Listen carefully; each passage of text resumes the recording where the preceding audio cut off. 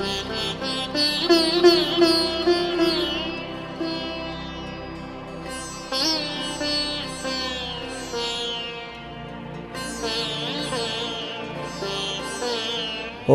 अज्ञानतिमिरन्धस्य ज्ञानाञ्जनशलाकया चक्षुरुन्मिलितं येन तस्मै श्रीगुरवे नमः। नमो विष्णुपदाय कृष्णप्रेष्ठाय भूतले श्रीमते जयपताका स्वामिनिति नामिने। नमो आचार्यपदाय निताय कृपा प्रदायिने गौरकथा धामोदाय नगर ग्राम तारिणे। नमो विष्णुपदाय कृष्णप्रेष्ठाय भूतले श्रीमते भक्तिवेदांत स्वामिनिति नामिने। नमस्ते सरस्वती देवे गौरवाणी प्रचारिणे निर्विशेष शून्यवादी पाश्चात्य देशतारिणे। वाञ्छाकल्पतरुवर्ष कृपा सिन्धुभ्येव च पतितानां पावनेभ्यो वैष्णवेभ्यो नमो नमो। नमो महावदान्नाय कृष्णप्रेम प्रदायते कृष्णाय कृष्णचैतन्य नाम्ने गौरतिसे नमः। पांचतत्त्वात्मकं कृष्ण भक्तरूप स्वरूपकं भक्तावतारं भक्तखं नमामि भक्तशक्तिकम्। हे कृष्ण करुणा सिंधु दीनबंधु जगत्पते गोपेश गोपिकाकांत राधाकांत नमस्तुते। तप्त कांचन गौरांगी राधे वृंदावनेश्वरी वृषभानुसुते देवी प्रणमामि हरिप्रिये। जय श्री कृष्ण चैतन्य प्रभु नित्यानंद श्री अद्वैत गदाधर श्रीवासादि गौरभक्त वृंद। हरे कृष्ण कृष्ण कृष्ण हरे हरे हरे राम राम राम हरे हरे। जां प्रपद्यन्त मनुपेतमपेत कीर्तं द्वैपायन विरहो कातरया जुहाव पुत्रे तु तन्मायततया तरव विनेदुस्तं सर्वभूतहृदयं मुनिमानतोऽस्मि। जंशानुभाव अखिल श्रुतिसारमेक मध्यात्मदीपमतिति तिर्जतां तम अन्धं संसारिणां करुणायाहं पुराणगोजं तं व्यास शृणोमुपपयं गुरुं मुनीनां।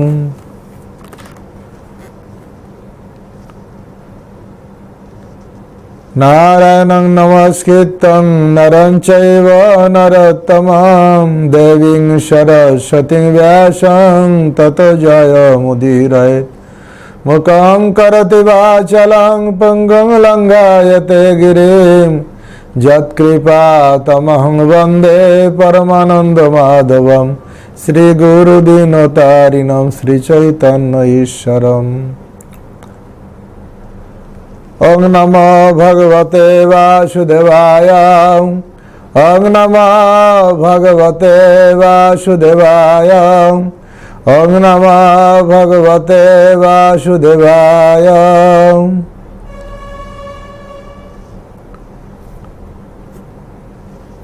সর্ববেদ দদি ভাগবত নবনীত, মথিলেন সুখে খাইলেন পরীক্ষিত। কৃষ্ণতুল্য ভাগবত বিভু সর্বাশ্রয়, প্রতি শ্লোকে প্রতি অক্ষরে নানা অর্থ কয়।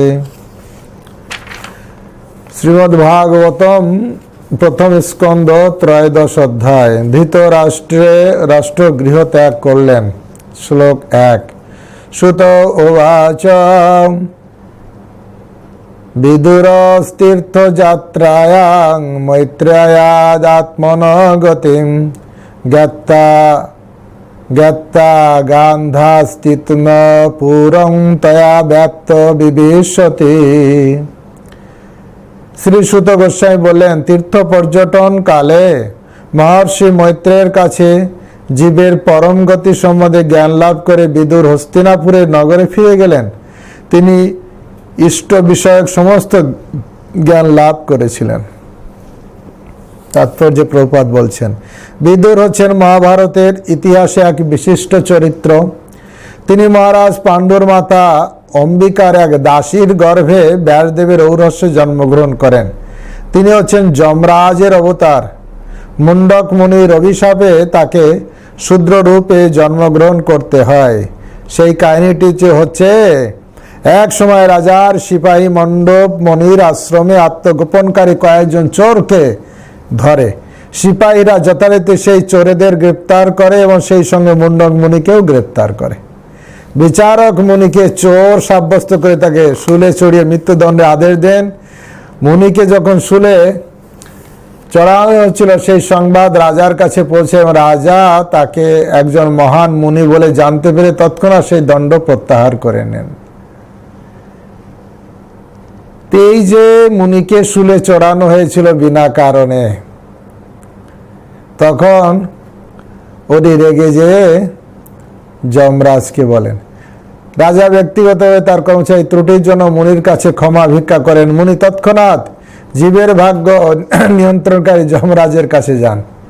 মুনির প্রশ্নের উত্তরে যমরাজ বলেন, মুনি তার শৈশবে তীক্ষ্ণ তীরের দ্বারা একটি পতঙ্গকে বিদীর্ণ করেছিলেন এবং তার ফলে এই দণ্ড ভোগ করার উপক্রম হয়েছিল। মুনি সে কথা শুনে মনে করেছিলেন, শৈশবে অজ্ঞাতভাবে আমি কিছু অন্যায় করেছি, আর তাতে তো আমি তখন বুঝতাম না, তাহলে আমাকে কেন এই সাজ দিয়ে যমরাজের সে ভুল করেছে। সেই জন্য যমরাজকে তিনি অভিশাপ দিয়েছিলেন, যাও তুমি শূদ্র হয়ে জন্মগ্রহণ করো। মুন্ডক মুনি তাকে অভিশাপ দিয়ে, আর সেই অভিশাপ প্রাপ্ত হয়ে যমরাজ তিনি বিদুর হয়ে জন্মগ্রহণ করেছেন। আসলে যমরাজ হচ্ছেন, তিনি প্রচার করতে চাইছিলেন, ওনার প্রচারের ইচ্ছা, তাই উনি এইভাবে এসেছিলেন।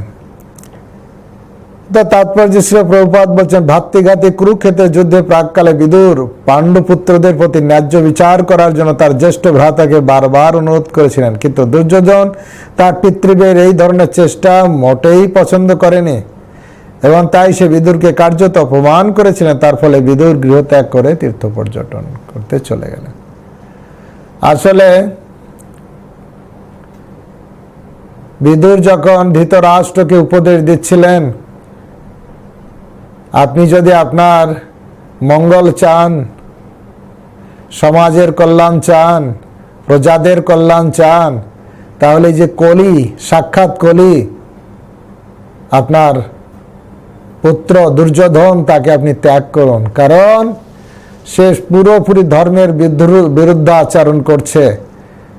খুব দুর্যোধনের বিরুদ্ধে অনেক কথা বললেন, আর দুর্যোধন লুকিয়ে সব শুনলেন।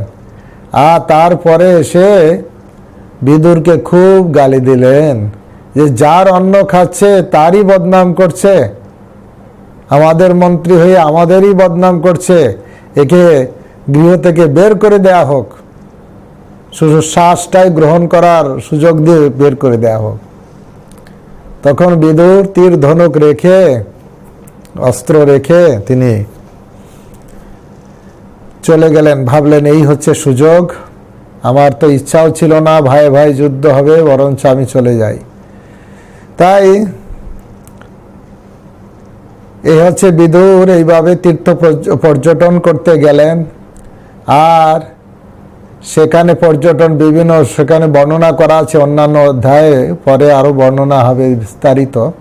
বিদুর বিভিন্ন তীর্থ ভ্রমণ করে তারপরে বৃন্দাবনে প্রত্যেকে কুণ্ডে কুণ্ডে স্নান করেন।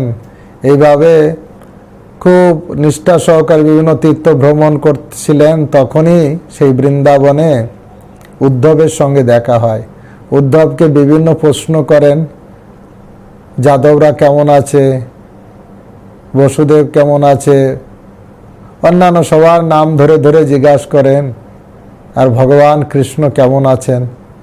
তখন উদ্ধব বলেছিলেন যে ভগবান কৃষ্ণ তিনি সম্প্রতি অপ্রকট লীলা করেছেন, কিন্তু যাওয়ার আগে তিনি আমাকে ভাগবত কথা শুনিয়েছেন।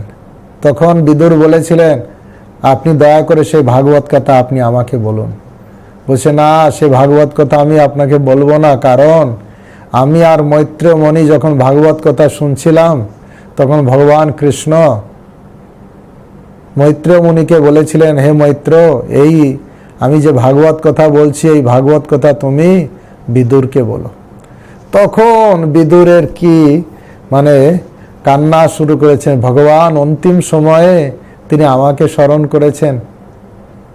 আমরা যেরকম দেখি যদি গুরু মহারাজ আমার নাম বলেন আমার কত আনন্দ হয়, কারণ অন্তত ওনার মনের ভিতরে ওই সময়ের জন্য অন্তত তিনি আমাকে স্মরণ করেছিলেন। তা ঠিক সেরকম বিদুর এত আনন্দের আতিশয্যে ক্রন্দন করলেন যে ভগবান অন্তিম সময়ে তিনি আমার মতন অধম ব্যক্তিকে স্মরণ করেছেন। আর এইটা চিন্তা করে বিদুর খুব আনন্দের আতিশয্যে আনন্দাশ্রু বিসর্জন দিলেন এবং বললেন, তখন বিদুর সেখান থেকে বললেন কোথায়, মৈত্র মুনিকে খুঁজলেন, খুঁজতে খুঁজতে হরিদ্বারে যেয়ে মৈত্র মুনির সন্ধান পেলেন। তাই মৈত্র মুনির কাছে বিদুর ভাগবত কথা শ্রবণ করছিলেন। আর কিছুক্ষণ শ্রবণ করার পরেই সেখান থেকে বললেন, এই যে প্রথম শ্লোকে বলা হচ্ছে যে তীর্থ পর্যটন মহর্ষি মৈত্রের কাছে জীবের পরম গতি সম্বন্ধে বিদুর জ্ঞান লাভ করেই হস্তিনাপুরে প্রত্যাবর্তন করলেন। সেটা বিশেষ কারণে উনি হস্তিনাপুরে চলে আসলেন। কেউ যখন জ্ঞান লাভ করে তখন তো আরো ভজন সাধনে মনোনিবেশ করে, আর ঘরে ফিরে আসে না তো। কিন্তু ঘরে ছিল তার এক বড় দাদা ধৃতরাষ্ট্র, তাকে জ্ঞান দেওয়ার জন্য তিনি হস্তিনাপুরে ফিরে এসেছিলেন। মৈত্র মুনির কাছে নানা রকম প্রশ্ন করে কৃষ্ণের প্রতি ঐকান্তিক ভক্তি লাভ করার পর আর প্রশ্ন করা থেকে বিরত হলেন। মৈত্র মুনির কাছে বিদুর অনেক প্রশ্ন করলেন, কৃষ্ণ সম্পর্কে বিভিন্ন প্রশ্ন করলেন, কিন্তু তারপরে আবার বিরত হলেন।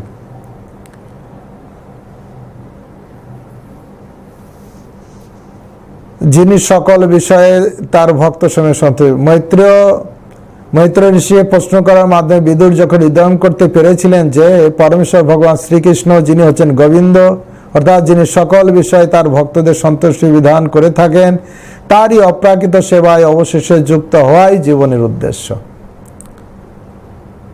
তখন যখন বুঝতে পারলেন যে ভগবানের সেবায় যুক্ত হওয়াটাই জীবনের উদ্দেশ্য, তখন প্রশ্ন করা থেকে বিরত হয়ে তিনি অন্য কাজ। গুরু যদি তার শিষ্যকে শেষ অবধি পরমেশ্বর ভগবান শ্রীকৃষ্ণের সেবা চর্চা নিয়োজিত করতে না পারে, তাকে গুরুর ভূমিকা পালন করতে দেওয়ার কোনো সার্থকতা নেই।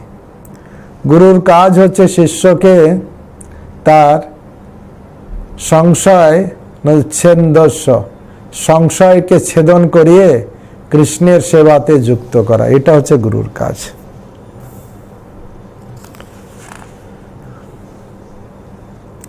এখানে মৈত্রী ঋষির মতন একজন আদর্শ সদ্গুরু শরণাগত হতে পেরেছিলেন বিদুর, এবং জীবনের চরম উদ্দেশ্য অর্থাৎ গোবিন্দের প্রতি ভক্তি লাভ করেছিলেন। তাই তার পক্ষে পারমার্থিক বিষয় জানার আর কিছু ছিল না। তিনি সম্পূর্ণভাবে অবগত হলেন কেন তিনি সদ্গুরু পেয়েছিলেন। তাই জীবনের সার্থকতা হচ্ছে যখন সদ্গুরু লাভ হয়ে যায়। ব্রহ্মাণ্ড ভ্রমিতে কোন ভাগ্যবান জীব, গুরু কৃষ্ণ প্রসাদে পায় ভক্তিলতা বীজ। ব্রহ্মাণ্ড ভ্রমণ করতে করতে যখন আমাদের সত্যিকারে ভাগ্যের উদয় হয়, তখন আমরা সাধুগুরু বৈষ্ণবের সান্নিধ্য পাই। যখন বিদুর ফিরে এসেছিলেন হস্তিনাপুরে, তখন সমস্ত গৃহবাসী, বিশেষ করে যুধিষ্ঠির, তার কনিষ্ঠ ভ্রাতারা এবং ধৃতরাষ্ট্র, সাত্যকী, সঞ্জয়, কৃপাচার্য, কুন্তী, গান্ধারী, দ্রৌপদী, সুভদ্রা, উত্তরা, কৃপি, কৌরবদের আরো অনেক পত্নীগণ, সন্তানাদি, অন্য মহিলা সবাই মহানন্দে দ্রুত সেখানে চলে আসলেন, রিসিপশন করলেন যে বিদুর এসেছেন। হ্যাঁ, কাকা এসেছে এভাবে সবাই আনন্দ করলেন। গৃহের যত গান্ধারী বলুন, পৃথা বলুন, কৃপি, দ্রৌপদী, সুভদ্রা, উত্তরা, কুন্তী, কৃপাচার্য সবাই খুব আনন্দিত হলেন। সেখানে প্রত্যেকের জীবনী কিছু কিছু বর্ণনা করছেন। সুভদ্রা হচ্ছে বসুদেবের কন্যা, শ্রীকৃষ্ণের ভগিনী। তিনি যখন রথযাত্রায় দেখবেন সুভদ্রা মহারানী আছেন, তা কুরুক্ষেত্রে গিয়েছিলেন, সেখানে গোপীদের সঙ্গে মিলন হয়েছিল। দ্রৌপদীর কথা বর্ণনা করা হচ্ছে। মহারাজ দ্রৌপদীর অতীব সতী সাধ্বী কন্যা ইন্দ্রপত্নী শচী দেবীর অংশ প্রকাশ। এ হচ্ছে দ্রৌপদী, যজ্ঞ থেকে প্রকট হয়েছিলেন। যজমুনি তত্ত্বাবধানে মহারাজ দ্রৌপদ এক মহাযজ্ঞ অনুষ্ঠান করেছে। তার প্রথম যজ্ঞাহুতির সাহায্যে ধৃষ্টদ্যুম্নের জন্ম হয় এবং দ্বিতীয় যজ্ঞাহুতির দ্বারা দ্রৌপদীর জন্ম হয়। সেই হেতু তিনি ধৃষ্টদ্যুম্নের ভগিনী এবং তার এক নাম পাঞ্চালী। পঞ্চপাণ্ডব তাকে সাধারণভাবে প্রত্যেকের স্ত্রী রূপে বিবাহ করেছিলেন, কারণ অর্জুন যখন তাকে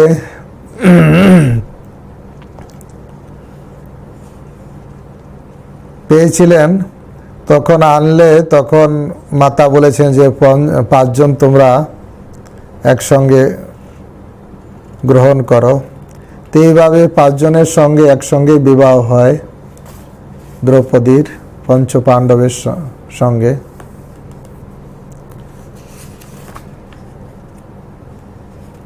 গান্ধারী হচ্ছে তিনি সতী সাধ্বী নারী। কুন্তী দেবীর বর্ণনা করা আছে, কুন্তী দেবী কিভাবে, ইনি হচ্ছেন পৃথার কন্যা, সুরসেনের কন্যা, কৃষ্ণের পিতা বসুদেবের ভগ্নী। আসলে সুরসেন এবং দেবক ওনারা 2 ভাই। তা সুরসেনের কন্যা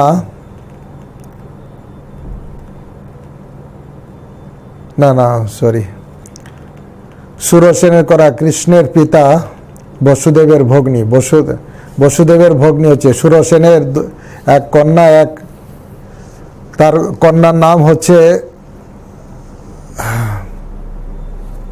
পৃথা, পরবর্তীকালে যার নাম হয় কুন্তী দেবী, এবং তার পুত্রের নাম হচ্ছে বসুদেব। পরবর্তীকালে বসুদেবের পুত্র রূপে ভগবান কৃষ্ণ আবির্ভূত হন, সেই জন্য পিসিমা বলতেন, কৃষ্ণের পিসিমা। তো তার অনেক সুন্দর বর্ণনা করা আছে কিভাবে পাণ্ডুর স্ত্রী, 2 স্ত্রী, কুন্তী দেবী আর মাদ্রী।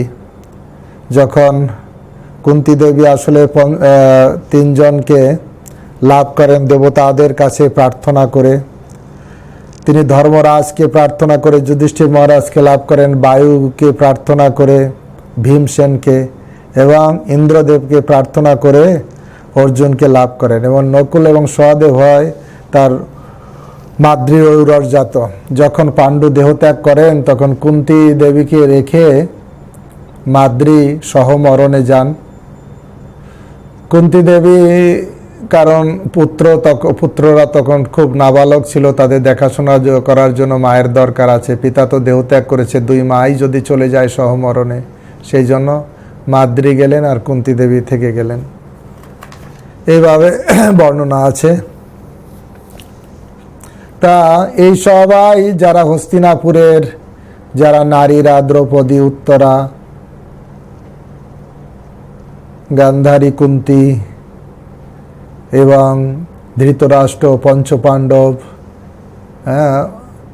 এনারা সবাই খুব খুশি হলেন যে যেন তারা মনে করলেন তাদের প্রাণ ফিরে পেয়েছেন বিদুরকে আসতে দেখে। আসলে বিদুর শুদ্ধ ভক্ত ছিলেন, আর বিদুরকে পেয়ে সবাই খুব আনন্দিত। ভক্ত সঙ্গ হলেই সবার আনন্দ হয়। বৈষ্ণব সঙ্গেতে মন আনন্দিত অনুক্ষণ, সদা হয় কৃষ্ণ পরসঙ্গ। নরোত্তম দাস কান্দে, হিয়া ধৈর্য নাহি বান্ধে, মোর দশা কেন হইল ভঙ্গ। যা পঞ্চপাণ্ডব, কুন্তী, দ্রৌপদী, উত্তরা সবাই তো খুব খুশি হইলেন, ছুটি আসলেন এবং মহানন্দে ছুটে এসে এবং তারা প্রীতি বিনিময় করলেন, কেউ প্রণাম করলেন, কেউ আলিঙ্গন করলেন, যে যেমন ভাবে তাকে অভ্যর্থনা করলেন। উৎকণ্ঠা ও দীর্ঘ বিচ্ছেদের ফলে তারা সকলে স্নেহের বশে কাঁদতে লাগলেন, আনন্দাশ্রু। অনেক দিন বিরহের পরে যখন সম্ভোগ লীলা হয়, যখন মিলন ঘটে, তখন আনন্দাশ্রু সে বসে কাঁদতে লাগলেন। মহারাজ যুধিষ্ঠির তখন উপবেশন আসন প্রদানের আয়োজন করলেন, অভ্যর্থনা জানালেন। সুন্দর বসার আসন করলেন, অভ্যর্থনা জানালেন, রিসিপশন করলেন। তারপরে ভোজনের ব্যবস্থা করলেন। বিপুলভাবে ভোজনান্তে বিশ্রাম করে বিদুর আরামদায়ক একটি আসন উপবেশন করলেন। তখন মহারাজ যুধিষ্ঠির স্বভাব সিদ্ধ বিনয় ও নম্রতা সহকারে তার সঙ্গে কথা বলতে লাগলেন। তাকে বসতে আসন দিলেন, তারপর বিনম্রভাবে কাকা এসেছে তার সঙ্গে কথা বলতে লাগলেন। যুধিষ্ঠির মহারাজ বলছেন, কি বলছেন? যুধিষ্ঠির উবাচ অপি শরথ ন যুষ্মা পক্ষ ছায়া সমাধিনাং বিপদগন্নাদ বিভাগ্নে মূর্ছিতা সৎসমাত্রিকা। যুধিষ্ঠির মহারাজ তখন বিদুরকে বলছেন, আপনি আমাদের কিভাবে পালন করেছেন, আপনি আমাদের কিভাবে সুরক্ষা করেছেন। পাখির ডানা দিয়ে যেমন তার বাচ্চা ডিম তারা আগলে রাখে পাখি, ঠিক আপনি সেইভাবে। মহারাজ যুধিষ্ঠির বলেন, হে পিতৃব্য, আপনার কি মনে আছে কিভাবে আপনি আমাদের জননী সহ সকলে সর্বপ্রকার দুর্যোগ থেকে নিরন্তর রক্ষা করেছিলেন। পাখির ডানার মতন আপনার পক্ষপাত রূপ ছায়া, বিষ প্রয়োগ এবং অগ্নিসংযোগ থেকে আমাদের বাঁচিয়ে রেখেছিলেন।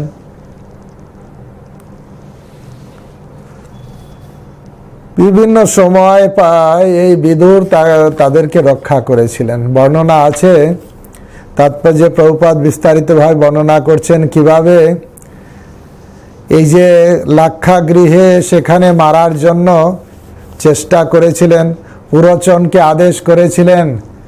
দুর্যোধন, ধৃতরাষ্ট্র তারা ধৃতরাষ্ট্রের পরিকল্পনা অনুসারে শান্তিপুরে সেই ভ্রাতুষ্পুত্রদের সেখানে পাঠিয়েছিলেন। পুরোচনকে পাঠিয়েছিলেন সুন্দর গৃহ নির্মাণ করতে, যেটা ছিল লাক্ষাগৃহ, যেখানে পুড়িয়ে মারার জন্য পঞ্চপাণ্ডব সহ কুন্তী দেবী যাতে সেখানে পুড়ে মৃত্যুবরণ করে, সেই প্ল্যান করে এই করেছিলেন, লাক্ষাগৃহ তৈরি করেছিলেন। কিন্তু বিদুর কৌশলে বলেছিলেন যে আসলে ইস্পাত বা অন্য কোনো জড় উপাদানে তৈরি না হলেও কোনো কোনো অস্ত্র তার থেকে ধারালো হয়। অর্থাৎ কোন অস্ত্র ধারালো হয়? খুব কূটনৈতিক অভিসন্ধি ধারালো হয়, হয়তো লোহা দিয়ে তৈরি হয়নি। এই কথাটা বিদুর পঞ্চপাণ্ডবদের বলেছিলেন। আবার বলেছিলেন যে কিভাবে দেহ পুড়ে গেলেও আত্মা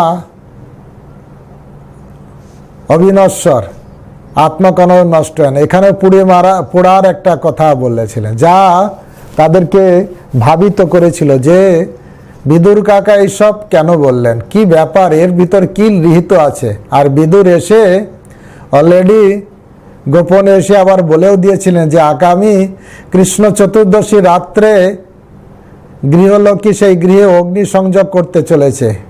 যে এই গৃহের সিকিউরিটি গার্ড আছে সেই এই চতুর্দশীর দিনে, কৃষ্ণপক্ষের চতুর্দশীর মানে ঠিক অমাবস্যার একদিন আগে অন্ধকারে সবাই ঘুমিয়ে থাকবে, ঠিক সেখানে সে আগুন ধরাবে। তোমরা তাড়াতাড়ি এখান থেকে পালানোর চেষ্টা করো। বিদুর গোপনে যে একদিন আবার বলেও এসেছিল, এমনি তো আগে সংকেত দিয়েছিলেন, তারপরে বলেও এসেছিলেন, যার ফলে তারা সুড়ঙ্গ কেটে সেখান থেকে তারা পালিয়ে গেছিলেন। আর যখন আগুন ধরানো হয়েছিল সবাই তো ভাবলো যে পঞ্চপাণ্ডব মরে গেছে, সবাই হস্তিনাপুরবাসীরা সবাই ক্রন্দন করছে, দুঃখ পাচ্ছে। আবার ওরা কি কৌরবরা যারা দুর্যোধন আদি তারা মায়া কান্না দেখাচ্ছে, কিন্তু বিদুর কোনো দুঃখ প্রকাশ করলেন না, কারণ বিদুর জানতেন তারা ঠিক সুরক্ষিত আছে। এইভাবে যেরকম যুধিষ্ঠির মহারাজ বলছেন যে পাখি যেমন তার ডানা দিয়ে ডিমগুলোকে সুরক্ষা করে, হে বিদুর, হে কাকা, আপনি আমাদের ঠিক সেইভাবে ছোটবেলা থেকে সুরক্ষা করেছেন সব ক্ষেত্রে। এইটা বিদুর হচ্ছে সবসময় একজন ভক্তের পক্ষ অবলম্বন করবেই করবে, কখনো দুষ্টর সঙ্গ করবে না। কেউ বলতে পারেন যে ভীষ্মদেবও তো ভক্ত ছিলেন, হ্যাঁ ভক্ত ছিলেন, কিন্তু উনি দুষ্টের পক্ষ অবলম্বন করেছিলেন বলে পরাজয় হলো। ভগবান ভীষ্মদেবের মাধ্যমে দেখাতে চাইছিলেন কত বড় ভক্ত হোক না কেন, কিন্তু সে যদি দুষ্ট প্রকৃতির লোকের সঙ্গ করবে বা সেই দল অবলম্বন করবে তাহলে তার পরাজয় হবে, জীবন যুদ্ধে সে পরাজিত হবে। সেটা জগৎ স্থাপন করার জন্য ভগবান এই প্ল্যান। যুধিষ্ঠির মহারাজ আরো বললেন, কয়াবৃত্তাবর্তিতং বচ সদ্ভিক্ষিতি মণ্ডল তীর্থানি ক্ষেত্র মুখানি সেবিতানি ভূতলে। আপনি ভূমণ্ডল পরিভ্রমণ কালেও কোন বৃত্তির দ্বারা দেহযাত্রা নির্বাহ করতেন? কোন বৃত্তির দ্বারা দেহযাত্রা নির্বাহ করতেন? কোন কোন প্রধান পবিত্র ধাম তীর্থের সেবা আপনি করেছেন? আপনি কোথায় কোথায় গিয়েছেন? কিভাবে আপনি দেহযাত্রা নির্বাহ করেছেন? এভাবে জানতে চাইছিলেন।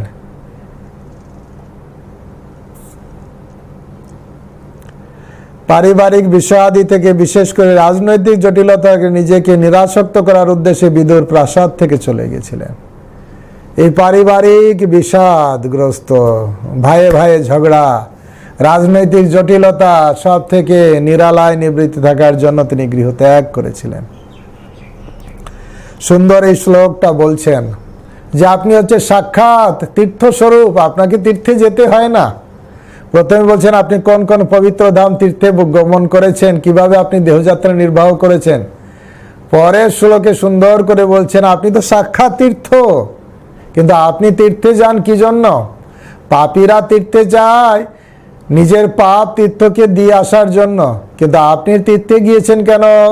পাপীরা যে পাপ তীর্থে রেখে দিয়ে আসে, আপনার মতন ভগবানের ভক্ত ওই তীর্থকে পবিত্র করার জন্য তীর্থে যান। কারণ সাক্ষাৎ ভগবান গদাধারী ভগবানকে আপনি হৃদয়ে ধারণ করেছেন। ভগবদ্বিদা ভাগবাস তীর্থিভূতা স্বয়ং বিভু তীর্থি করবা নির্তীর্থানি সাত্যস্তেন গদাভৃত। হে প্রভু, আপনার মতন মহান ভগবত ভক্তরাই স্বয়ং পবিত্র তীর্থ ধাম স্বরূপ সাক্ষাৎ ভগবানের ভক্ত। আপনি আপনি আপনি তীর্থ স্বরূপ, কারণ আপনার হৃদয়ে অবস্থিত গদাধারী পরম পুরুষোত্তম ভগবানের পবিত্রতা বহন করে সমস্ত স্থানকে তীর্থে পরিণত করবে। আপনি যেখানে যান সেটাই তীর্থ হয়ে যায়, কারণ আপনি হৃদয়ে গোবিন্দকে বহন করে নিয়ে চলেন। ভগবান নিজেই বলছেন যে যেখানে ভক্ত সেখানে আমি আছি। তোমার হৃদয়ে সদা গোবিন্দ বিশ্রাম গোবিন্দ কহেন মম বৈষ্ণব পরাণ, প্রতি জন্মে করি আশা চরণের ধুলে, নরোত্তমে করো দয়া আপনারে বলে। নরোত্তম দাস ঠাকুর বৈষ্ণব বন্দনা করছেন যে আপনি সাক্ষাৎ পবিত্রকারী, গঙ্গার স্পর্শ হলে তো পরে পবিত্র হওয়া যায়, আর আপনার মতন ভক্ত তাদেরকে দর্শন করলেই পবিত্র হয় মানুষ। গঙ্গার পরশ হইলে পশ্চাতে পাবন, দর্শনে পবিত্র কর এই তোমার গুণ।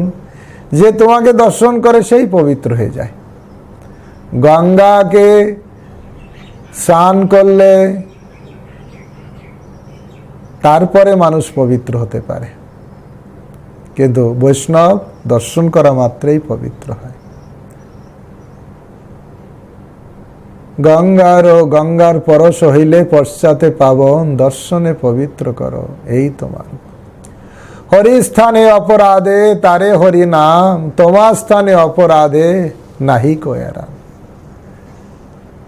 তোমার স্থানে অপরাধ হলে আর উদ্ধার নেই, হরি স্থানে অপরাধ হলেও হরিনাম করে সেটা উদ্ধার হওয়া যায়, কিন্তু তুমি পরম পবিত্র।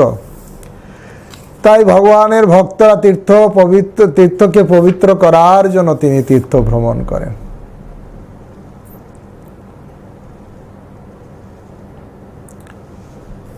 পরমেশ্বরের শুদ্ধ ভক্ত মণ্ডলী তাদের কার্যকলাপের দ্বারা যে কোনো স্থানকে তীর্থস্থানে পবিত্র করতে পারেন। যেমন ছিল প্রভুপাদ পৃথিবীর কত জায়গাকে পবিত্র করে দিয়েছেন, তাদের জন্য পবিত্র ধামগুলি তীর্থ নামে যোগ্যতা অর্জন করে থাকেন। এই ধরনের শুদ্ধ ভক্তমণ্ডলে যে কোনো স্থানের কলুষময় পরিবেশ পরিশুদ্ধ করে তুলতে সক্ষম। যেমন গঙ্গা পবিত্র করার ক্ষমতা আছে, ভক্তদেরও পবিত্র করার ক্ষমতা আছে, ভক্তরাও কাউকে ক্ষমতা। অপিনা সুদস্তাত বান্ধবা কৃষ্ণ দেবতা দৃষ্টা শ্রুতা ভাব যাদব সপূর্জন সুখমাসতে। হে পিতৃব্য, আপনি নিশ্চয়ই দ্বারকায় গিয়েছিলেন। সেই পবিত্র ধামে আমাদের বন্ধু বান্ধব সুহৃদবর্গ যাদের রয়েছে, যারা পরমেশ্বর শ্রীকৃষ্ণের সেবায় সদামগ্ন থাকেন, আপনি নিশ্চয়ই তাদের দেখেছেন বা তাদের কথা শুনে থাকবেন। তারা সকলে তাদের স্বস্বগৃহে সুখে আছেন তো?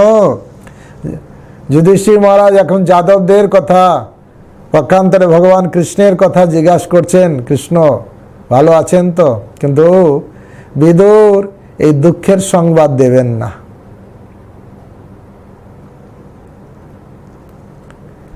তো এখানে প্রভুপাদ তাৎপর্য লিখছেন, যুধিষ্ঠির মহারাজ যদিও হস্তিনাপুরে ছিলেন, তিনি সবসময় তার চিন্তাতে কৃষ্ণ চিন্তা থাকতো। মহারাজ যুধিষ্ঠির সর্বদাই কৃষ্ণ এবং দ্বারকা তার পার্শ্বদের চিন্তায় মগ্ন থাকতেন। এ হচ্ছে ভক্তের কোয়ালিটি। হতে পারে রাজকার্যে আছেন, কিন্তু সবসময় কৃষ্ণের চিন্তাতে থাকেন।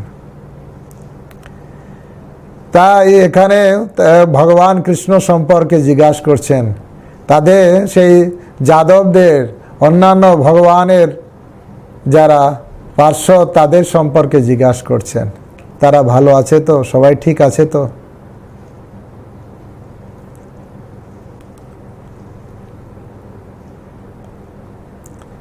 অবশ্য কেউ বলতে পারে কংস জরাসন্ধ, প্রভুপাদ তাৎপর্য, কংস জরাসন্ধ শিশুপাল এবং তারা অন্যান্য অসুরেরাও সর্বক্ষণ কৃষ্ণের চিন্তা করত, কিন্তু সে চিন্তাটা ছিল প্রতিকূল ভাবে চিন্তা, অনুকূল নয়। কিন্তু ভক্তদের চিন্তা হচ্ছে অনুকূল। তাই ভক্তি হচ্ছে অন্নাভিলাষিতা শূন্যম জ্ঞান কর্মাদি অনাবৃতম আনুকূল্যেন, অনুকূল ভাবে কৃষ্ণের অনুশীলনটাই হচ্ছে ভক্তি।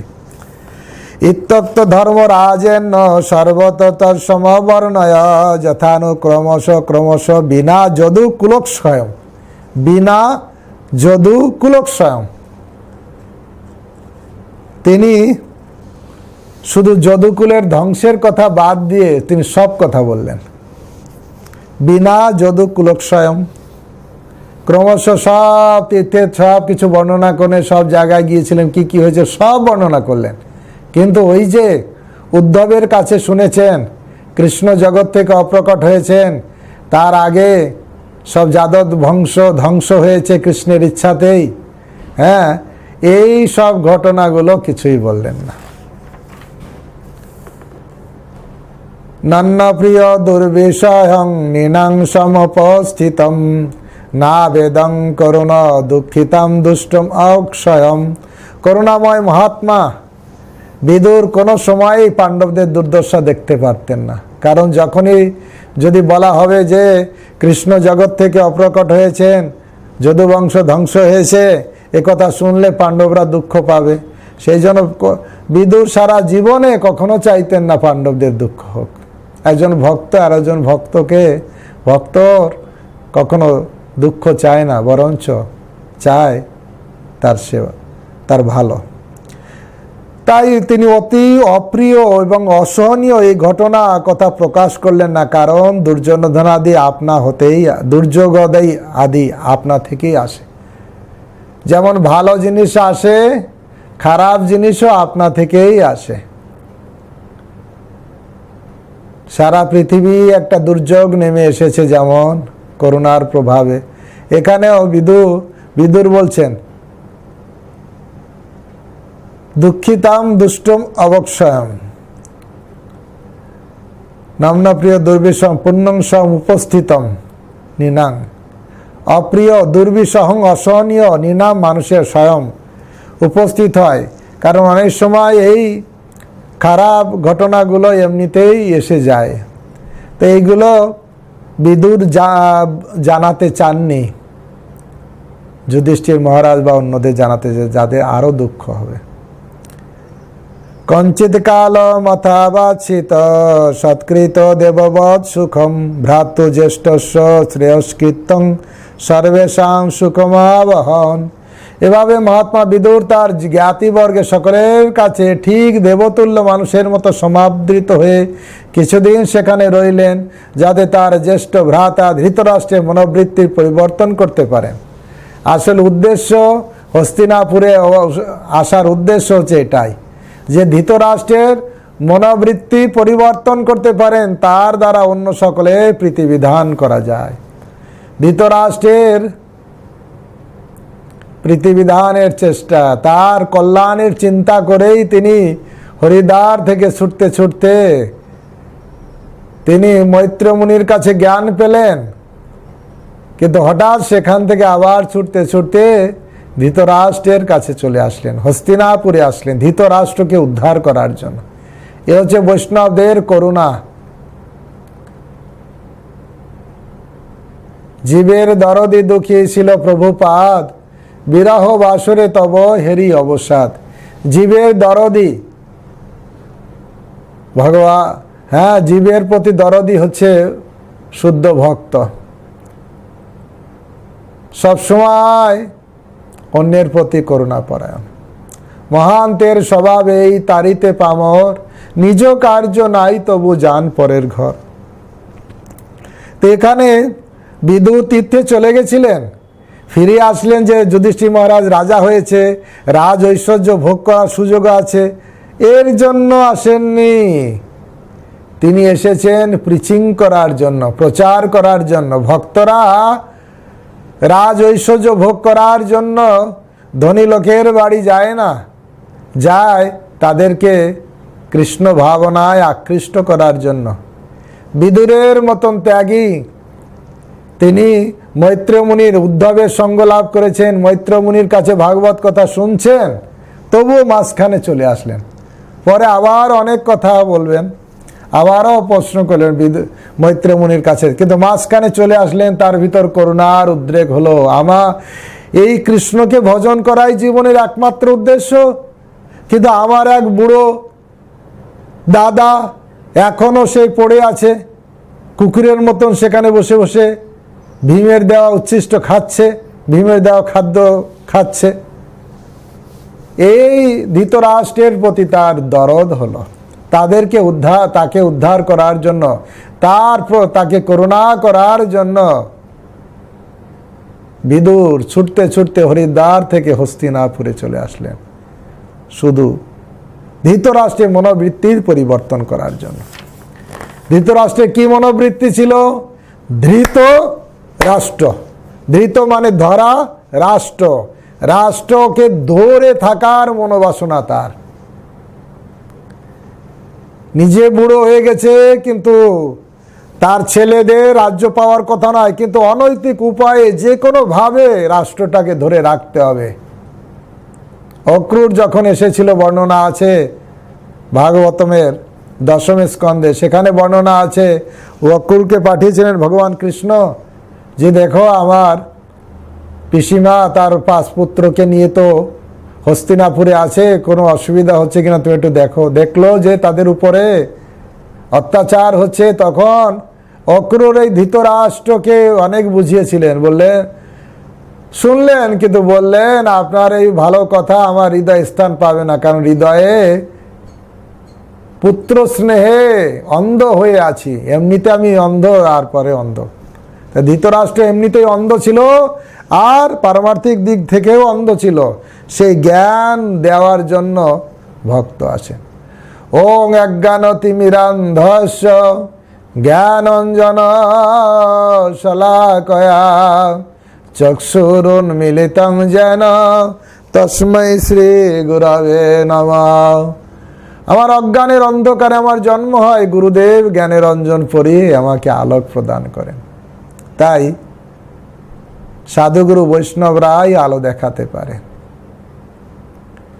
বিদুর ধৃতরাষ্ট্রকে আলো দেখানোর জন্য, রাস্তা দেখানোর জন্য এসেছেন। ওনার দরকার নেই আসার। মৈত্র মুনির কাছে, হরিদ্বারে, গঙ্গার পাড়ে, সাধু সন্তদের জায়গা, সেখানে আনন্দেই ছিলেন। কিন্তু কোনো ভক্ত যখন হৃদয়ে ভগবানকে উপলব্ধি করেন অথবা ভগবত তত্ত্ব কিছু একটু জানেন, ওনার হৃদয়ে করুণা ভর্তি হয়ে যায় যে আমি এটা অন্যকে দেব। বিদুর যখন মৈত্র মুনির কাছে জ্ঞান পেলেন এবং বুঝতে পারলেন যে কৃষ্ণ সেবাই জীবনের একমাত্র উদ্দেশ্য, তখন উনি ছুটে আসলেন ধৃতরাষ্ট্রকে প্রিচিং করার জন্য। পাওয়ারফুল প্রিচিং দেখুন, অত আসক্ত, এত পাওয়ারফুল প্রিচিং করেছে। কি বলেছেন? মুন্ডক মুনির দ্বারা অভিশপ্ত হয়ে বিদুর যতদিন শূদ্রত্ব ধারণ করেছিলেন, সেই শতবর্ষব্যাপী অর্জমা পাপীদের পাপকর্ম অনুসারে যথাযথ দণ্ড বিধানের জন্য যমরাজের পদাভিষিক্ত হয়েছিল।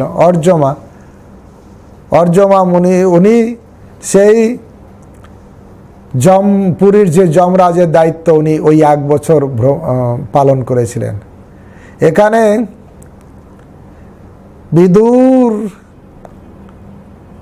ওনার ইচ্ছা একটু প্রচার করবেন, এখানে বলছেন তিনি পরমেশ্বর ভগবানের মহিমা প্রচার করতে চেয়েছিলেন, তাই তিনি এই বিদুর হয়ে জন্মগ্রহণ করে। তাই পরমেশ্বর ইচ্ছায় তিনি মুন্ডক মুনির দ্বারা অভিশপ্ত হয়ে পৃথিবীতে বিদুর রূপে জন্মগ্রহণ করেছিলেন এবং মহান ভক্তের মতন কঠিন কাজ করেছিলেন। তো ভক্তদের প্রচার আনন্দ,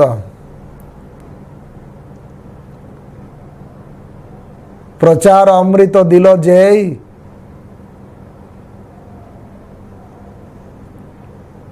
গুরু মহারাজ কীর্তন লিখছেন প্রভুপাদ সময়, প্রচার অমৃত দিল যেই গুরু গৌরাঙ্গ প্রভু সেই। হ্যাঁ, এরকম প্রভুপাদ সম্পর্কে লিখছে প্রচার অমৃত। তা আসলে প্রচার একটা অমৃত, মানুষের কাছে ভগবানের বাণী প্রচার করা, আর তারা যখন ভক্ত হয় তখন এক আনন্দ হয়। তাই ভক্তরা কষ্ট করে প্রচার করে। এখানে বিদুরও এসেছিলেন, যমরাজও এসেছেন বিদুর হয়ে প্রচার করার জন্য। তাই ভগবানের ব্যবস্থা এটা হয়েছিল। যুধিষ্ঠির লব্ধ রাজ্য দৃষ্টাপত্র কুল অন্ধরম ভ্রাতৃলোক পাল ভোব মুমুদে পরয়া শ্রিয়া মহারাজ যুধিষ্ঠির তার রাজ্য জয় করে তার বংশের মহান ঐতিহ্য অক্ষুণ্ণ রাখার উপযুক্ত এক পুত্রের জন্মের দর্শন লাভ করার পরে শান্তিতে রাজত্ব করেছিলেন। তার কনিষ্ঠ ভ্রাতারা যারা ছিলেন জনসাধারণের কাছে সকলেরই দক্ষ প্রশাসক, তাদের সহযোগে তিনি তার অসামান্য ঐশ্বর্য ভোগ করেছিলেন। তিনি নাতির মুখ দেখলেন যুধিষ্ঠির মহারাজ, এবং ভাইদের দ্বারা তিনি সুন্দর করে রাজ্য শাসন করছিলেন। এবং যারা গৃহে পরিবার বিষয়ে অত্যন্ত আসক্ত সর্বদাই সেই চিন্তায় মগ্ন থাকে, পরম দুস্তর অনন্তকাল অজ্ঞাতসারে তাদের অতিক্রম করে যায়। এখানে একটা নীতি কথা সুন্দর বলছেন, যারা গৃহ এবং গৃহেষু শক্তানাং প্রমত্তানাং তদীয় হয়া অত্যাক্রাম বিজ্ঞাত কাল পরম দুস্তর। যারা গৃহ পরিবার বিষয়ে অত্যন্ত আসক্ত এবং সর্বদাই সেই চিন্তায় মগ্ন থাকে, গৃহের টাকা পয়সা ঘর বাড়ি তার চিন্তায় যে দিন রাত মগ্ন থাকে, পরম দুস্তর অনন্তকাল অজ্ঞাতসারে তাদের অতিক্রম হয়ে যায়। কখন যে সূর্য অস্ত যাওয়ার সময় এসে যায় তারা আর চিন্তা করেন, আরে দিন যে শেষ হয়ে গেল। তাই অন্তিম সময় যে কখন চলে আসে, ভোগ সুখে এত মত্ত থাকে, এই করতে করতে বৃদ্ধকাল আওলো, সব সুখ ভাগলো। হঠাৎ দেখে যে আয়নার সামনে চুল পেকে গেছে, দাঁতগুলো একটু নড়বড় করছে, তবুও জ্ঞান আসে না। যেমন যে রামচন্দ্রের পিতা দশরথ রাজা একদিন যখন রাজ্য শাসন থেকে ফিরে এসেছেন, ঘরে এসেছেন, এসে আয়নার সামনে দেখেছেন, পাশে দেখছেন দু একটা চুল সাদা হয়ে গেছে। সঙ্গে সঙ্গে গুরুদেবকে ডেকেছেন, গুরুদেব তাড়াতাড়ি আপনি ব্যবস্থা করুন, আমার বৃদ্ধকাল এসে গেছে, আমি রাজ্য পুত্রের হাতে অর্পণ করে রামচন্দ্রকে দিতে চাই, যুবরাজের হাতে অর্পণ করে আমি সাধন ভজনে চলে যেতে চাই। এখনকার মানুষ একটু বৃদ্ধ হলো, চুল পাকলো, হ্যাঁ কাউকে দেখানো যাবে না, গডরেজ আনো তাড়াতাড়ি কালো করে দাও, বৃদ্ধকাল দেখানো যাবে না। কিন্তু বৃদ্ধকাল আসা মানে কি, মনের ভিতর বৈরাগ্য আসা উচিত যে সময় যে চলে যায়। লালা বাবু যখন ঘরে ফিরছিলেন, একটা ছোট বাচ্চা মাকে ডেকে বলছে, মা বেলা যে চলে যায়, বাসনায় আগুন দেবে না। লালা বাবুর মাথায় ঢুকলে, হ্যাঁ সত্যি তো, আমারও বেলা চলে যাচ্ছে, আমি কামনা বাসনায় তো আগুন দিচ্ছি না, কামনা বাসনা তো আরও বেড়ে চলেছে। তখন উনি গৃহ ত্যাগ করে চলে গেলেন লালা বাবু। তো এখানে ভাগবতে বলছেন, গৃহেষু শক্তানাম, যারা অত্যন্ত আসক্ত, প্রমাত্তানাম উন্মাদের মতন আসক্ত, উন্মাদের মতন আসক্ত। হায় রে টাকা, হায় রে পয়সা, হায় রে গাড়ি, হায় রে বাড়ি, একতলা আছে 5 তলা 10 তলা দিতে হবে, সারাদিন গৃহ টাকা পয়সা ছেলে মেয়ে এই নিয়ে আসক্ত। তাদের যে কাল কখনো পরম দুস্তর, কাল ও পরম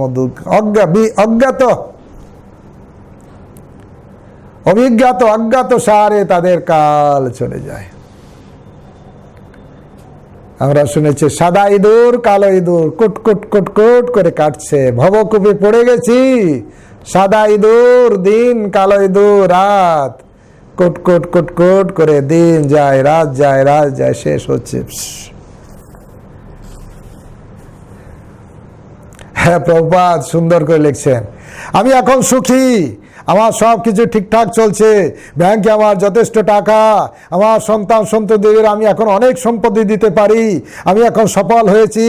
গরিব ভিখারি সন্ন্যাসীরা ভগবানের উপর নির্ভর করে, কিন্তু তারা আমার কাছে ভিক্ষা করতে আসে এবং আমি পরমেশ্বর ভগবানের চেয়েও বড়।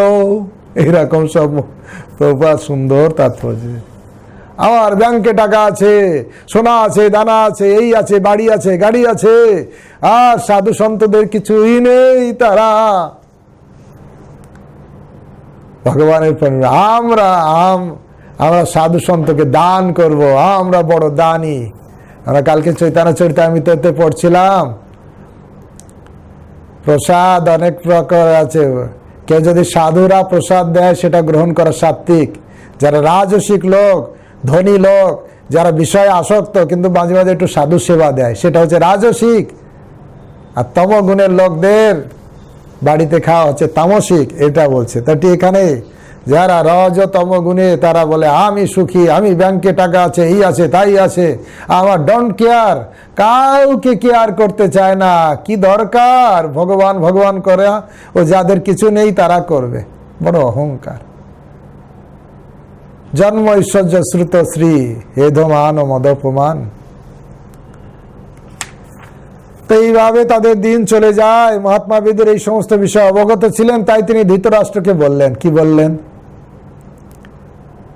রাজন্য নির্গমতা শীঘ্র পশ্চেত ভয়ম আগত ভয়ম আগত, শীঘ্র বিলম্ব করবেন না, চলুন বেরিয়ে পড়ুন। রাজন্য নির্গমতং শীঘ্রই বের হন, পশ্চেতং দেখছেন ভয়ম আগত, আপনার বিরাট বড় ভয় আপনার সামনে আসছে। সব থেকে বড় ভয় কি? মৃত্যু সবার সামনে এই এসেছে। তখন বলতে লাগলেন, কি বললেন? এই জড়জগতে কোনো মানুষের দ্বারা এই ভয়াবহ পরিস্থিতির প্রতিকার হতে পারে না। হে প্রভু, পরম পুরুষোত্তম ভগবানই মহাকাল রূপে আমাদের সকলের সম্মুখে উপস্থিত হয়েছেন। আমরা ভগবানকে মানি না, কিন্তু ভগবান কাল রূপে আমাদের সামনে। এই জন্য ভগবান বলছেন, কেউ আমাকে মানে তার সামনে আমি দ্বিভুজ মুরলীধারী শ্যাম সুন্দর রূপে দর্শন দেই। যে আমাকে মানে না, যে আমাকে দেখতে চায় না, আমাকে বাদ দিয়ে চলে, তাকে আমি বঞ্চিত করি না, তার কাছেও আমি যাই। কি রূপে যাই? মৃত্যুং সর্বস্ব হরণমহম, আমি মৃত্যু রূপে তার কাছে যাব, তার সব কিছুকে হরণ করে নিয়ে যাব।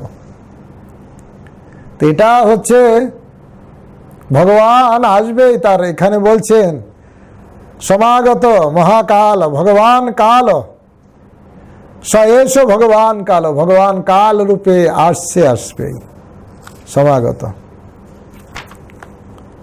যে এই মহাকালের দ্বারা প্রভাবগ্রস্ত হয় তাকে অবশ্যই তার সর্বাপেক্ষা প্রিয় প্রাণ সমর্পণ করতে হয়।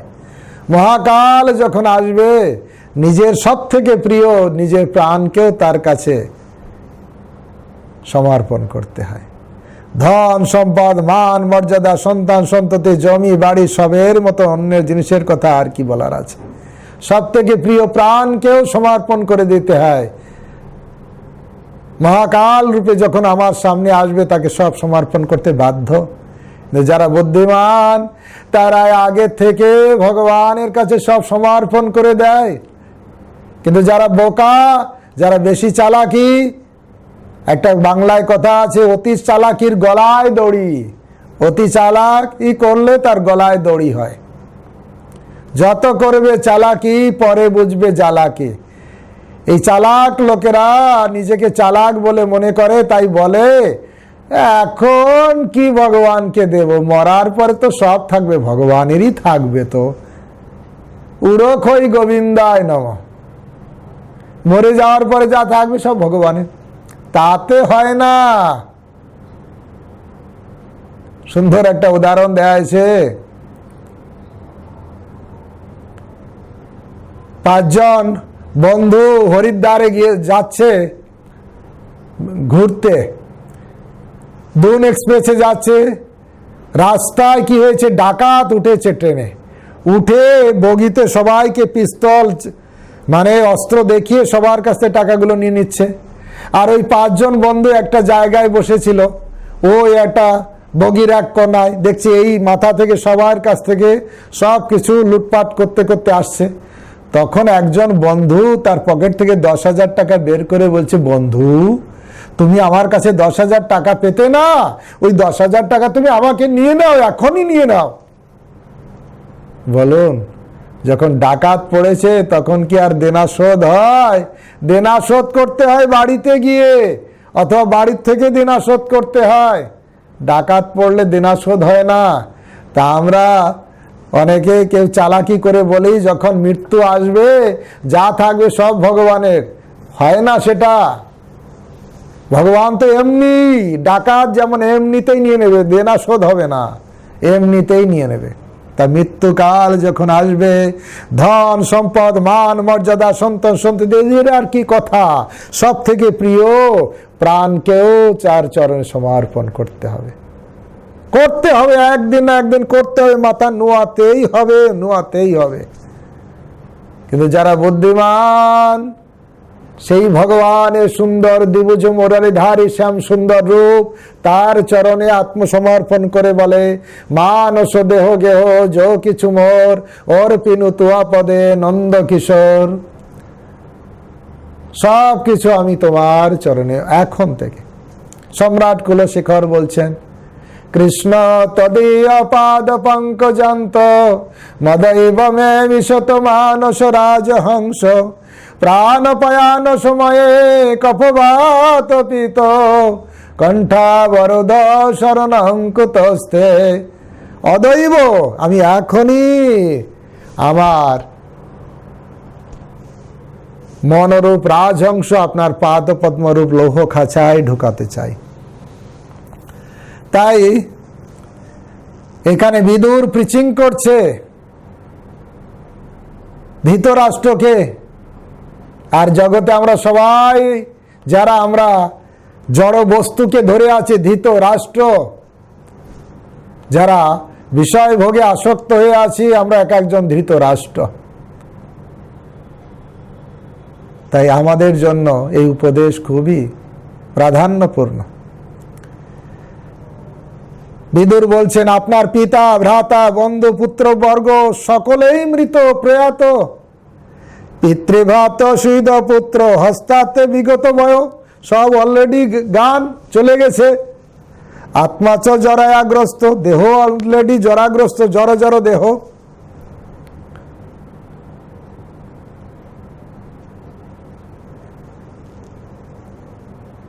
শঙ্করাচার্য লিখছেন সুন্দর, অগ্রে বহি বন্যী পৃষ্ঠে ভানু নচিভূত সমর্পিত জানু। এরকম বৃদ্ধ জানতে গৃহীতা দণ্ড তথাপি নমুচ্যতে আশা ভাণ্ড, অঙ্গং গলিতম পলিতম মুন্ড, অঙ্গং গলিতম পলিতম মুন্ড বিহীন জাতম তুণ্ডম। তা এরকম অবস্থা, জরাজর অবস্থা, কিন্তু তবুও মানুষ আশা ত্যাগ করে না। তাই বলছে, আপনার পিতা ভ্রাতা বন্ধু পুত্রবর্গ সকলেই মৃত প্রয়াত, আপনি নিজেও আপনার জীবনের বেশিরভাগ সময় অতিবাহিত করেছেন আপনার এই জরাগ্রস্ত, আপনি এই গৃহে বাস করছেন, এই জরাগ্রস্ত অবস্থায় গৃহে বাস করা। আমার মনে আছে বৃন্দাবনে একজন মহারাজ আছেন, রাধা গোবিন্দ মহারাজের সন্ন্যাসী শিষ্য বৃন্দাবন গোস্বামী মহারাজ, বৃন্দাবন দাস গোস্বামী মহারাজ। উনি বলছিলেন, প্রত্যেকের নির্দিষ্ট কাজের জন্য নির্দিষ্ট জায়গা আছে। যখন আমার ঘুম পায় তখন আমি বাথরুমে যাই না, আমি বেডে রেস্ট নিই। যখন আমার প্রসাদ পাওয়ার দরকার থাকে প্রসাদের জায়গায় যাই, যখন আমার বাথরুমের দরকার থাকে বাথরুমে যাই। প্রত্যেকের অর্থাৎ বিশ্রাম করার নির্দিষ্ট জায়গা আছে, প্রসাদ পাওয়ার নির্দিষ্ট জায়গা আছে, বাথরুমে যাওয়ারও নির্দিষ্ট জায়গা আছে। ঠিক সেই রকম মৃত্যুবরণেরও নির্দিষ্ট জায়গা আছে। সেই মৃত্যুবরণের জায়গাটা গৃহ নয়। উনি বলছিলেন, মানুষ আজন্ম গৃহে আসক্ত থেকে, গৃহ থেকে বের হয় না, কিন্তু মৃত্যুর জায়গাটা গৃহ নয়। আমরা গৃহ থেকে সেই দিন বের হতে চাই যেদিন ডেড বডিটা বের করে নেবে। তো ডেড বডিটা বের করার আগে নিজে বের হয়ে তীর্থক্ষেত্রে সাধু সঙ্গে জীবন অতিবাহিত করা দরকার। বিদুর সেটাই প্রিচিং করছেন তার দাদা ধৃতরাষ্ট্রকে।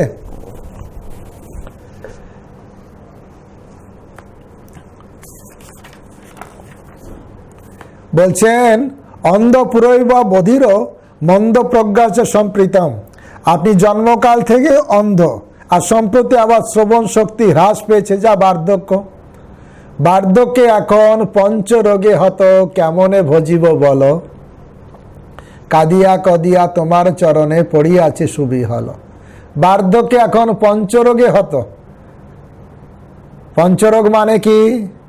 চক্ষু, কর্ণ, নাসিকা, জিহ্বা, ত্বক, এই 5টা ইন্দ্রিয়ের বার্ধক্য, অর্থাৎ চোখ দিয়ে ভালো দেখবে না, কান দিয়ে, সব কিছুর অপূর্ণ মানে তার খারাপ পরিণতি, সেটাই হচ্ছে।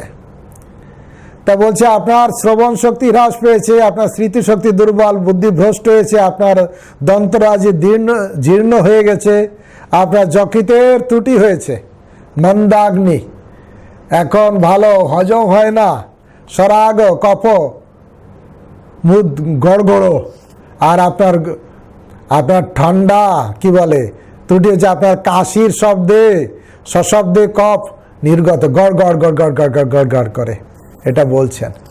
এসব বার্ধক্যের কথা বলছে, এইরকম দুরবস্থায় তবুও পড়ে আছেন। অহো মহিষী যন্তর জীবিতা যথা ভবান ভীমা বর্জিত পিণ্ড মা দত্তে গৃহপালবৎ। গৃহপালবৎ, গৃহপালিত পশুর মতন আপনি কি করছেন? আহা, কোন জীবের বেঁচে থাকার আশা কি বলবতী, যথার্থই আপনি ঠিক একটা পোষা কুকুরের মতন, গৃহপালবৎ। কারণ ভীমের দেওয়া উচ্ছিষ্ট অন্ন গ্রহণ করছেন। যে ভীমকে মারার জন্য কত চেষ্টা করেছেন, লাস্টে যখন যুদ্ধ শেষ হয়ে গেছে সবাই আলিঙ্গন করছে, ধৃতরাষ্ট্র ভীমকে বলছে ভীমকে আনো আমার কাছে।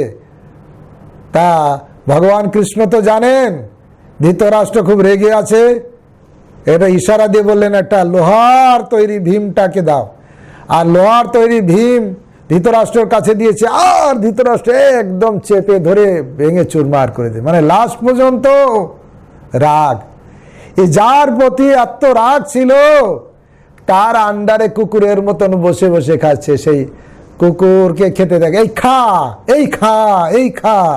তা ভীম এরকম খেতে দিচ্ছে, অবশ্য এরকম দুচ্ছাই করে খেতে দিচ্ছে না, ভীম এখন আদর যত্ন করে খেতে দিচ্ছে। কিন্তু বিদুর বলছেন তার হাতে খাওয়া ঠিক একটা গৃহপালিত কুকুরের মতন। সেই ভীম যাকে আপনি মারতে চেয়েছিলেন, যাদের আপনি অগ্নিতে নিক্ষেপ করে বিষ প্রয়োগ করে হত্যা করতে চেয়েছিলেন, তাদের দাক্ষিণ্যে নির্ভর করে অধপতিত জীবনযাপন করবার কোনো প্রয়োজন নেই। যাদেরকে মারার জন্য এত প্ল্যান করেছিলেন, আর নিজের পুত্রকে বাঁচিয়ে রাখার জন্য এত প্ল্যান করেছেন, নিজের পুত্রগুলো তো সব মরে গেল, আর যাদের মারার চেষ্টা করেছে তারাই তোমাকে এখন খেতে দিচ্ছে, আর তুমি নিশ্চিন্তে সেটাই খাচ্ছ। এই অধপতিত জীবনযাপন করার কোনো দরকার নেই। আপনি তাদের স্ত্রীদের একজনকে অপমানিত করেছেন, দ্রৌপদীর সামনেই তার পুত্ররা অপমান করছে, কিছু বলল না। অন্ধ তো জ্ঞানান্ধ, একদম সেখানে বসেই দেখছে, অত দেখতে না পেলে বুঝতে পারছে যে কিছুই বলল না।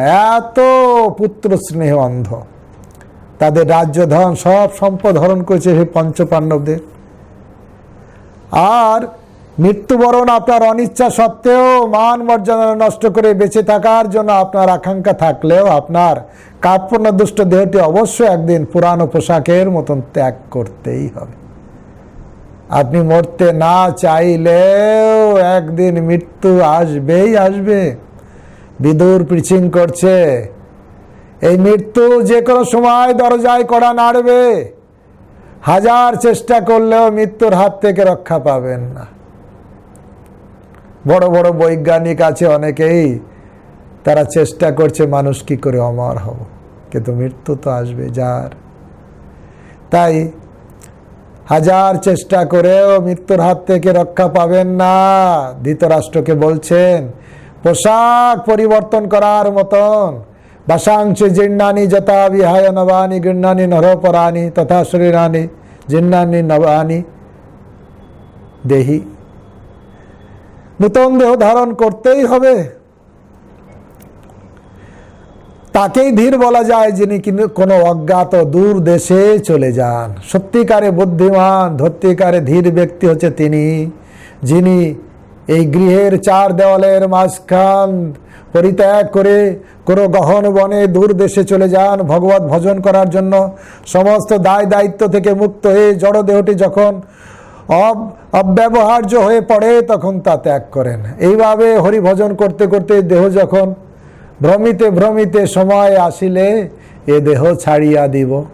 নরোত্তম দাস ঠাকুর বলছেন, এভাব সংসার ত্যাজি পরম আনন্দে মজি, আর কবে ব্রজভূমে যাব, সুখময় বৃন্দাবন কবে হবে দরদর্শন, সে ধুলি লাগিবে কবে গায়, প্রেমে গদ গদ হইয়া অষ্টাঙ্গে প্রণাম করিয়া পড়িয়া রহিব তার ছায়, বংশী বট ছায়া পাইয়া পরম আনন্দে হইয়া। তাই সব জায়গায় ভ্রমিব দ্বাদশ বনে, রসকেলি যে যে স্থানে প্রেমাবেশে গড়াগড়ি দিব। ভ্রমিব দ্বাদশ বন ভ্রমণ করব, সেই সব জায়গা দেখব, হরি বলবো আর মদন মোহন হেরিব গো, এই রূপেতে ব্রজের পথে চরিব গো, যাব গো ব্রজেন্দ্রপুর, হব গোপী পায়ের নুপুর, নুপুর হয়ে রুনু ঝুনু বাজিব গো। এভাবে আচার্যরা আমাদের রাস্তা দেখাচ্ছেন কিভাবে ভ্রমিতে ভ্রমিতে সময় আসিলে এ দেহ ছাড়িয়া, এই দ্বাদশ বনে ভ্রমণ করব, আর করতে করতে যখন সময় আসবে দেহ ছেড়ে দিয়ে সে নিত্য লীলায় ভগবান কাছে চলে যাব। তাই অজ্ঞাতসারে সমস্ত দায়িত্ব, তিনি অজ্ঞাত দূরদেশে চলে যান, সমস্ত দায়িত্ব থেকে মুক্ত হয়ে জড়দেহটি যখন অপরিহার্য হয়ে পড়ে তখন তা ত্যাগ করেন। নরোত্তম দাস ঠাকুরের তাৎপর্য দিয়েছেন, হরি হরি বিফলে জনম গুয়াইনু, মনুষ্য জনম পাইয়া রাধা কৃষ্ণ না ভজিয়া, জানিয়া শুনিয়া বিষ খাইল। তাই এই পরমেশ্বর ভগবানের উদ্দেশ্যে ভক্তিমূলক সেবা নিবেদনের উপযোগী জ্ঞান চর্চার উদ্দেশ্যই মানব দেহটিকে বিশেষভাবে নির্দিষ্ট হয়েছে। এই দেহটা তৈরি হয়েছে ভগবত ভজন করার জন্য। নিদেহ মাধ্যম সুলভম সুদুর্লভম, দুর্লভ দেহ, দুর্লভ মানব জন্ম লভিয়া সংসারে, কৃষ্ণ না ভজিনু দুঃখ কহিব কাহারে।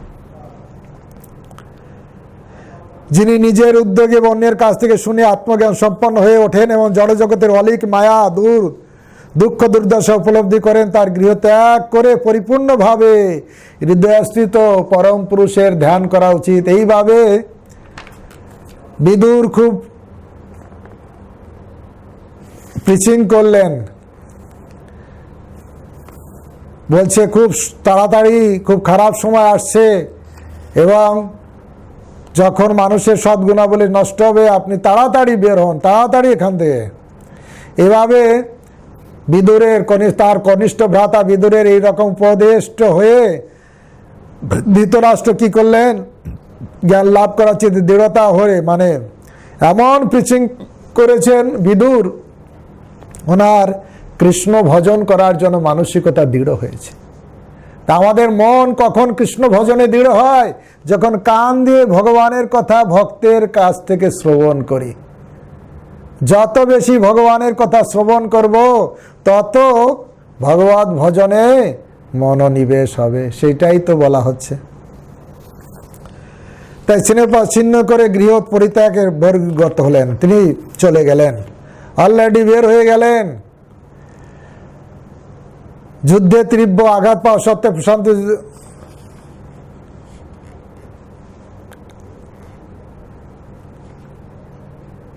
এবং ধৃতরাষ্ট্র বের হয়ে গেলেন, তার সঙ্গে গান্ধারী, তিনিও স্বামীর অনুগমন করলেন। তারপরে অজাতশত্রু যুধিষ্ঠির মহারাজ যখন সন্ধান বন্দনাদি হোমাদি কার্য সমাপন করে তিল গাভী সকালবেলায় সব কিছু গাভী ভূমি সব রত্ন ব্রাহ্মণদের দান টান করে গুরুজনের বন্দনা করে যখন প্রাসাদে আসলেন দেখলেন প্রাসাদ খালি।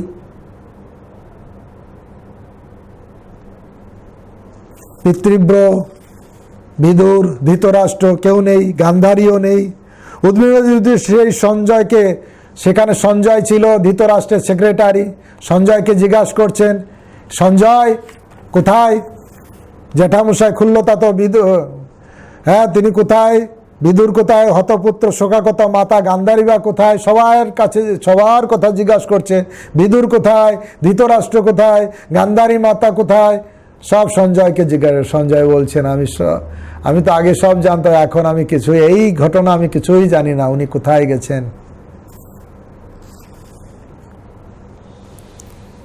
তখন যুধিষ্ঠির মহারাজ আক্ষেপ করছে, যখন আমরা ছোট ছিলাম আমার এই জ্যাঠামশাই বা পিতৃব্য আমাদের সব দেখাশোনা করলে, কত দেখাশোনা করেছেন। সুত গোস্বামী বললেন, তার প্রভু ধৃতরাষ্ট্রকে না দেখতে পেরে বিবাহ কাতর হয়ে সঞ্জয় দয়া স্নেহজনিত বিকল হেতু অত্যন্ত কাতর হওয়ায় মহারাজ যুধিষ্ঠিরের সেই প্রশ্নে যথার্থ উত্তর প্রদান করতে পারলেন না। কোথায় গেছে, কি করছে, কিছু উত্তর দিতে পারলেন না, চুপ করে। ধীরে ধীরে বুদ্ধি স্থির করে তারপরে তিনি চোখে জল, তখন কিছু বললেন। কি বললেন? সঞ্জয় বললেন, হে কুরুবংশজাত, আপনার দুই পিতৃব্য গান্ধারীর প্রায় কিছুই আমি জানি না। এইভাবে যখন খবর দিলেন, তখন আর ঠিক সেই সময় সঞ্জয় যখন এরকম বলছিলেন যে আমি কিছুই জানি না, ধৃতরাষ্ট্র কোথায় গেছে, বিদুর কোথায় গেছে, গান্ধারী কোথায় গেছেন, ঠিক সেই সময় নারদ মুনি সেখানে এসেছেন।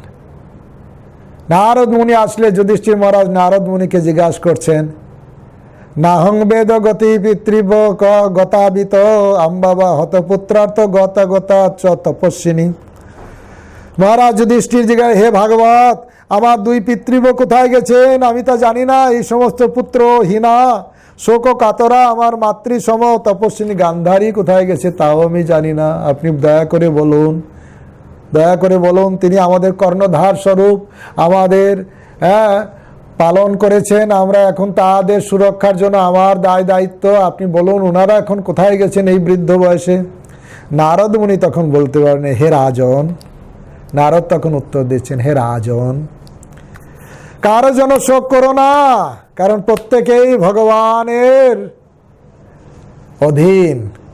সমস্ত জীব তার পালন প্রার্থনা করে, সবকিছু তারই দ্বারা, ভগবানের দ্বারা পরিচালিত হয়। তুমি কার নিয়মটা করো। যেমন গাভী তাকে নাকে দড়ি দিয়ে টেনে নিয়ে চলে, ঠিক সেরকম ভগবান কাকে কোথায় নিয়ে যাবে সব ভগবানের ইচ্ছায় সব চলে। মানুষ তার শাসনের দ্বারা পরিচালিত হয়।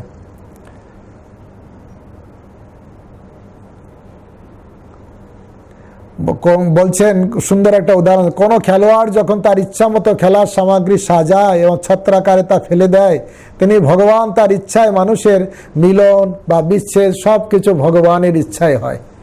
খেলোয়াড়ের ইচ্ছায় যেমন খেলা হয়, ভগবানের ইচ্ছায় তার সম্ভোগ বিচ্ছেদ সব ভগবানের ইচ্ছায় হয়। হে রাজন, আপনি চিন্তা করবেন না, তিনি উৎকণ্ঠা পরিত্যাগ করুন। অনাথ অসহায় জীবে আপনাকে ছাড়া কিভাবে প্রাণ ধারণ করবে এভাবে ভাবছেন কেন? সবাই ভগবানের আশ্রয়ে আছে, আপনি কেন চিন্তা করছেন আপনাকে ছাড়া তারা কি করবে এই অবস্থায়?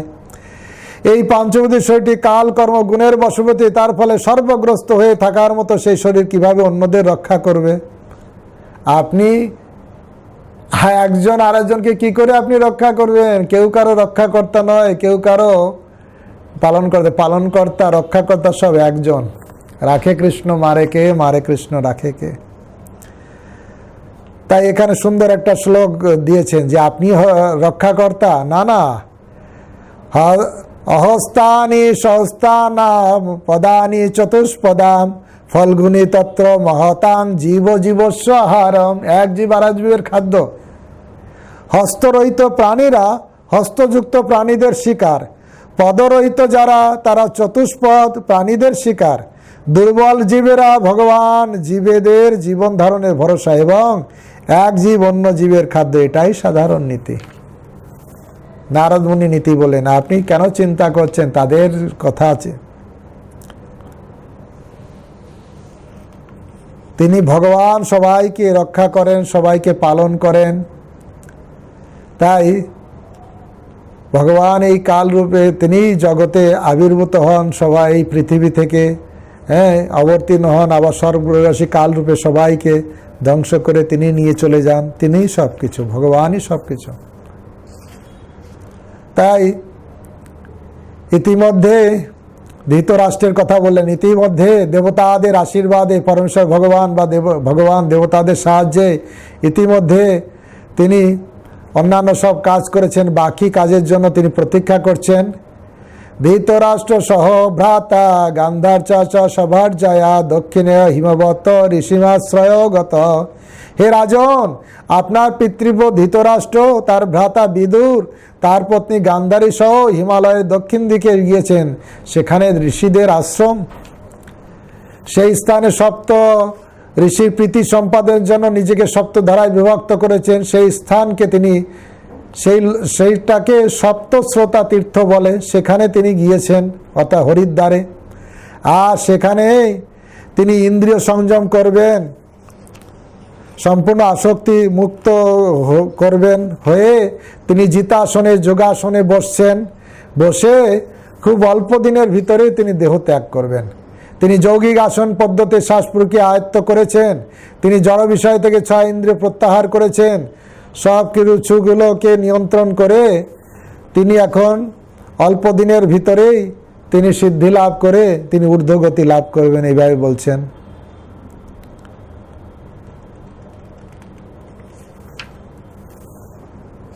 তাই এইভাবে বলছেন, আজ থেকে খুব সম্ভবত 5 দিনের ভিতরেই তিনি দেহ ত্যাগ করবেন, তার সেই দেহ ভস্মীভূত হয়ে যাবে।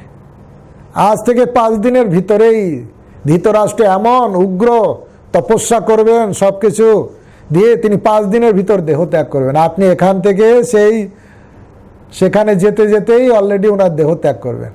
তখন উনি বলছে, তাহলে গান্ধারীকে আমি নিয়ে আসবো, যাই আমি। তখন নারদ মুনি বলছে, না, গন্ধর্বী পত্নী সহজত বহ্নিহীন স্থিতা পতিংসাদ্দি সহমুন্নং বেক্ষতি। বাইরে সে পূর্ণকুটি সহ তার পতির দেহ যোগাগ্নিতে দগ্ধ হতে দেখে, যোগের অগ্নিতে ধৃতরাষ্ট্র দগ্ধ হবে, ওইটা দেখে গান্ধারী কি করবেন, তিনিও সেই অগ্নিতে প্রবেশ করে তিনিও সহমরণা হয়ে ঊর্ধ্বগতি লাভ করবেন। সেই জন্য আপনাকে এই করতে হবে না। তাহলে আমি বিদুর তাকে ডেকে আনি। যুধিষ্ঠির মহারাজ ভাবছেন, তখন বলছে, বিদুরস্ত তথা আশ্চর্য নিসম্য কুরুনন্দন হর্ষযুক্ত গন্তা তীর্থ নিষেবক। হে কুরুনন্দ, তখন বিদুর সেই আশ্চর্য ঘটনা দর্শন করে হর্ষ বিষাদে অভিভূত হয়ে তীর্থ সেবার জন্য সেই পূর্ণ তীর্থ পবিত্র তীর্থস্থান পরিত্যাগ করবে, সেই জায়গা পরিত্যাগ করে তিনিও চলে যাবেন। এই বলে দেবর্ষি নারদ তার বিনা যন্ত্রে বাজাতে বাজাতে যুধিষ্ঠির মহারাজ নারদের বাণী বাজানোতে উনি চলে গেলেন, স্বর্গে চলে গেলেন। আর যুধিষ্ঠির মহারাজ নারদের বাণী হৃদয়ে ধারণ করে শোক পরিত্যাগ করলেন। এইভাবে ধৃতরাষ্ট্র যে গৃহ ত্যাগ করে লাস্টেও এত অশক্ত ব্যক্তিও যে ভগবত ভজন করেছেন, তা এই অধ্যায় সুন্দরভাবে বর্ণনা করেছেন। বিদুরের উপদেশ ক্রমে ধৃতরাষ্ট্র ভগবত ভজন করে ঊর্ধ্বলোক গতি লাভ করেছেন। হরে কৃষ্ণ কৃষ্ণ কৃষ্ণ হরে হরে, হরে রাম রাম রাম হরে হরে। আগামীকাল আমরা শুনব কৃষ্ণের তিরোধান। এবার ধৃতরাষ্ট্র দেহত্যাগ করে চলে গেলেন ভগবত ভজন করে।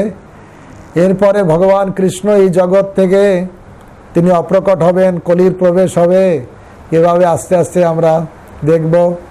পরীক্ষিত মহারাজ ভাগবত কথা শ্রবণে বসবেন। এই অধ্যায়, নেক্সট অধ্যায় হচ্ছে কৃষ্ণের তিরোধান লীলা, আমরা শ্রবণ করব পরে। হরে কৃষ্ণ কৃষ্ণ কৃষ্ণ হরে হরে, হরে রাম রাম রাম হরে হরে। কোনো প্রশ্ন থাকলে আপনারা হোয়াটসঅ্যাপে পাঠাতে পারেন। হরে কৃষ্ণ।